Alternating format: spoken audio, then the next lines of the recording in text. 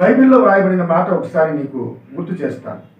హబక్కు గ్రంథం 3వ అధ్యాయం 2వ వచనంలో అంటాడు, సంవత్సరములు జరుగుచుండగా నా కార్యములు నూతనమవుతూ ఉన్నాయి అన్నాడు.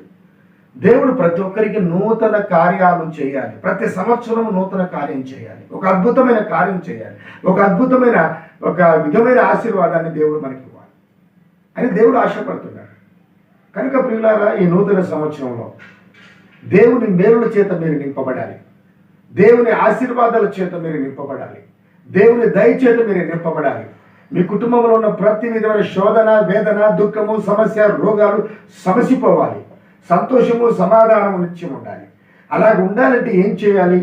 నికోదేము అనే ఒక వ్యక్తి ప్రభు దగ్గరకు వచ్చి ఆయన దేవుణ్ణి అడిగినప్పుడు, అయ్యా, ఒకడు కొత్తగా జన్మించాలి అన్నాడు. కొత్తగా జన్మించడం అంటే ఏంటి అని అడిగాడు. కొత్తగా జన్మించడం అంటే చెప్పాడు దేవుడు, నీటి చేత బాప్తిసం తీసుకోవాలి, ఆత్మ చేత అభిషేకం చేసుకోవాలి. ఈ నీటి చేత బాప్తిసం అనగా ఏమిటో తెలుసా? నీటిలో నీ పాప రోత జీవితం సమాధి చేసి నూతనమైన జీవితాన్ని ప్రారంభించాలి. ఇంకా పాపపు జీవితం వైపు నువ్వు చూడకూడదు. నూతన జీవితాన్ని నువ్వు చూడటానికి ఇష్టపడాలి. కనుక ప్రియులారా, ఈ నికోదేము అడిగిన మాటకు ప్రభువుల వారు చెప్పిన మాటను గమనిస్తే నూతన జన్మ అవసరం. నూతన జన్మ ఎవరైతే ప్రారంభిస్తారో వారు పరలోక రాజ్యాన్ని చూస్తారు.